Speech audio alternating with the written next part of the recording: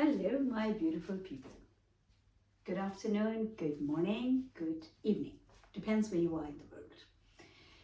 It's afternoon here, and I hope you're enjoying the weather wherever you are and keeping healthy, happy, and looking after yourself and looking after people around you, which is very, very important because unity gives us strength.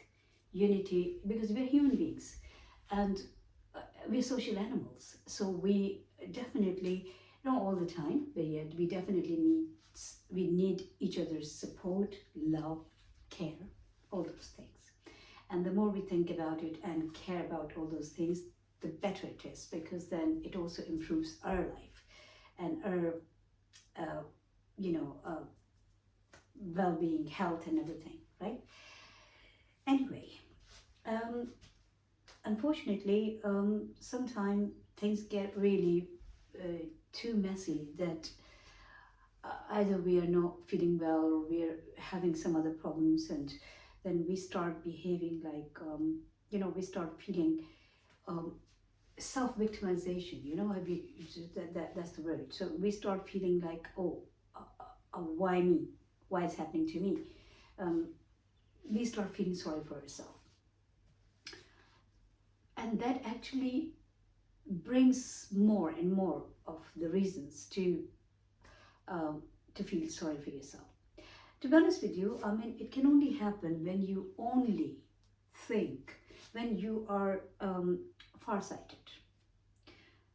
Not physically farsighted, but if you're not seeing anything beyond yourself, um, and that's not good for you, that's not good for the world. So whenever you experience something that you're not happy about, whether it's your health, your finances, your social circle, your relations, whatever is bothering you, whatever you're not happy about, whatever you have a concern about. I don't like using word complain. So for fixing that, you need to be relaxed about it first. Now, it's not a psychology class, but I'm telling you, this is really, really important that you move away from your problem mentally. Physically, you can't, because obviously sometimes you're in a situation like if somebody's not feeling well, they'll be going for doctor's appointments, hospital appointments, this, that, blah, blah, blah, blah. So physically, you have to be there. But mentally, keep detached from that situation.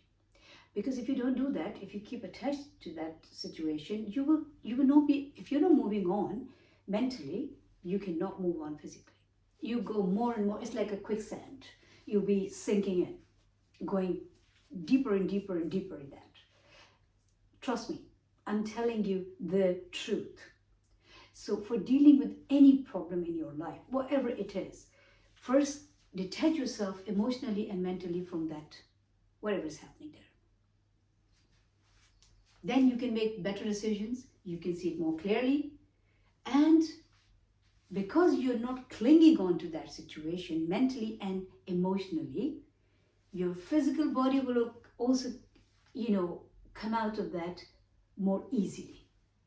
But if your physical body is already in there, in that situation, and then you also get, mentally and emotionally, invested in that situation, then you're just making it bigger for you. You're just making it bigger for yourself.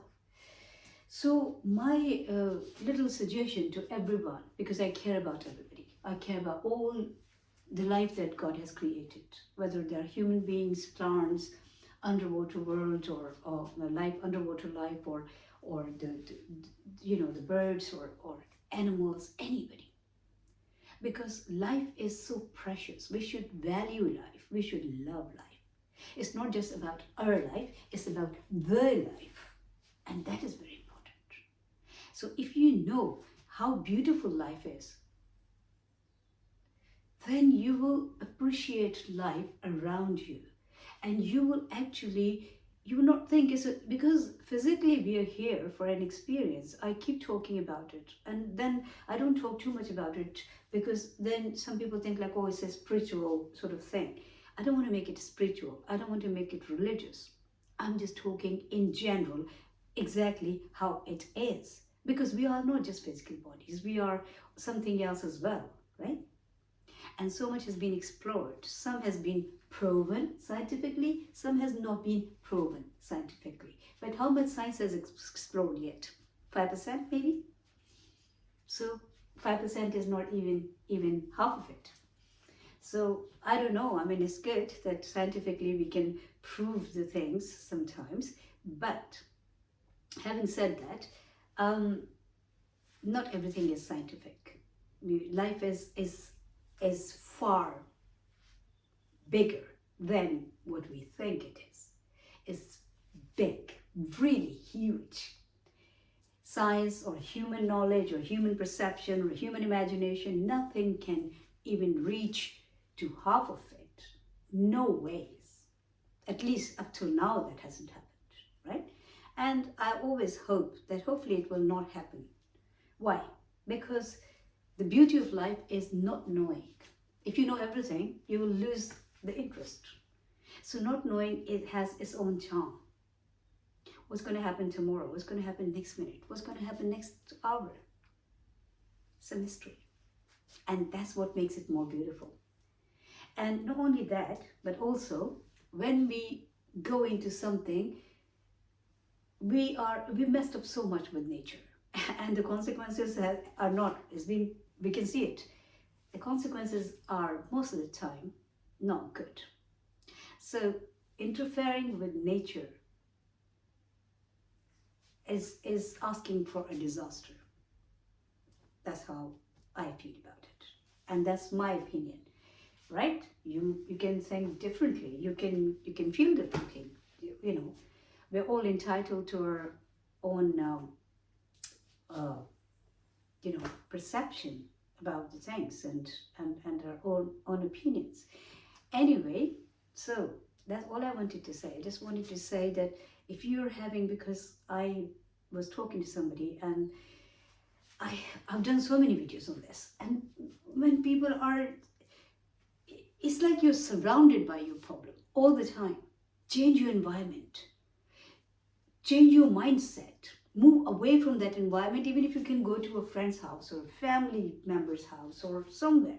And if you can't go anywhere, then at least go out for a few hours, talk to other people, just change your environment and then come back home. If you are physically restricted because of your ailment or health condition and you can't do it, then still look outside the window, read a book, do something that actually gets your mind and your emotions away from that situation. If it's something to do with your health. If it's a financial problem, again, like I said, obviously you have to resolve it. You have to work on it, but don't be in that situation. Think it's like it's somebody else's situation. What will you do? What can be done? Because when it's your situation, you already jumped in as a victim. And then you're feeling like a victim. How can you resolve anything if you are already weak? Because it's not a healthy feeling. Feeling victim is not healthy. So when we start feeling victimized, we feel weaker and weaker. And, physically, mentally, and emotionally. You need your strength. So for keeping your strength up and in good shape, you have to deal with the things, after detaching yourself from it. If you are part of it, if you're in that mess, physically, mentally, and emotionally, how will you sort it out? You can't do it. You can't even see it, because sometimes, even some things you go too close. Like if I come to this camera too close, then there will be a time when I would not be able to see myself clearly. As I move away, I can see myself more clearly, right? Sometimes things go blurred when we're too close to them. The clarity comes when we create the distance. So anyway, just remember that you are not a victim. Only if you want to be a victim, then you're a victim. Otherwise, you're not a victim. You can never be a victim. You're your own master. in your own self, in your own world. You have brought your world with you, you will take your world with you. You're contributing in this world. You're an addition, and be a beautiful, good, positive addition in this world. But you are a world in yourself. You're not dependent on anybody. These material dependencies, like, oh yeah, somebody gives you money, or you earn money from your job, or these are very superficial things. Life in itself is very independent. Remember it. And life in itself is so beautiful.